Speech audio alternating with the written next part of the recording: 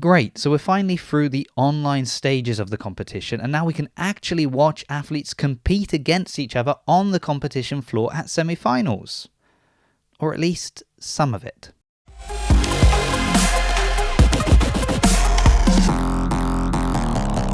Well, if you hadn't heard already, not all the tests or workouts, whatever you prefer to call them, at semi-finals will be broadcast on the live stream. Yes, looking at the article put up by Barbell Spin, we can see that tests 1 and 3 for individuals, as well as test 3 for the teams, will not be part of the live broadcast. And of course, social media does not disappoint in letting us know exactly how people feel about this, for or against. But in either case, it could be that people are giving too much or too little credit to CrossFit.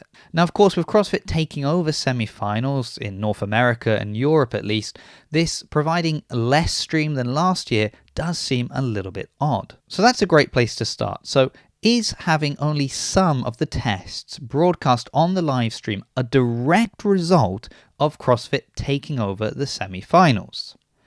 Well, yes, but maybe not for the reason people think.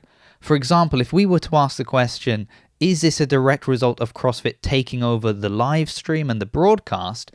Well, then the answer is no. Because even last year, CrossFit ran the live stream for the different semi-finals. So while the semi-finals were being put on by different individuals or organizations, it was CrossFit that was sending their team of people to put on the live stream at these events. And when they did this last year, they streamed all the tests for the individuals and the teams. So clearly CrossFit can and is willing to do it. So why is there a difference this year? Now, some people are suggesting this is CrossFit's way of incentivizing people to go in person. In previous years, semi-finals have been a little bit empty with regards to spectators. Now, CrossFit might not have cared as much when it was being run by other organizations, but now that they are in control of the semi-finals, ticket sales are probably more important than they were in previous years. So while it's understandable that CrossFit would want more people to attend in person, is this the means to do that? Well, it would seem unlikely. At this point in the season, so close to semi-finals, is this really enough reason for someone who was previously content to watch it at home on the live stream to now decide to buy a plane ticket, book a hotel, travel, just so they don't miss those few tests? And if CrossFit was really trying to encourage people to go in person using this tactic, they would have announced it some time ago when people had more time to arrange things in order to attend in person. And they probably would have been more ambiguous with just how many tests were not going to be on the live stream. So if this isn't the change, what has changed? Well, the real problem is nothing has changed, at least with regards to the live stream.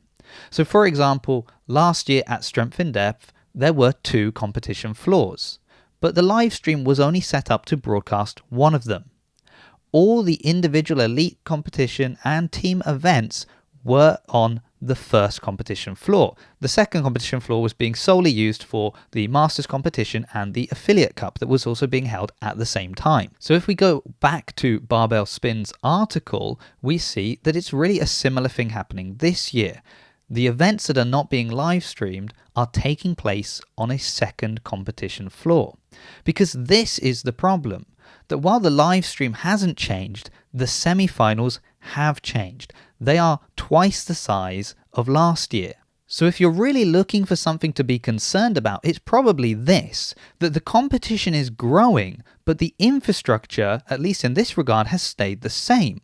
And so if this is happening with the live stream, it could call into question, well, are there going to be other areas at the semi-finals that are going to struggle with a larger scale semi-final because they're using the infrastructure from the previous year? And unfortunately, up until now, we have seen problems at pretty much every stage of the competition in the lead up to the CrossFit Games, starting from the very first open announcement all the way up to most recently the problems we saw on the leaderboard for the Masters athletes.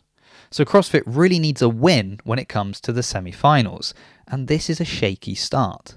But hopefully now we understand that CrossFit are not taking steps back. Unfortunately, they're just standing still while the competition moves forward.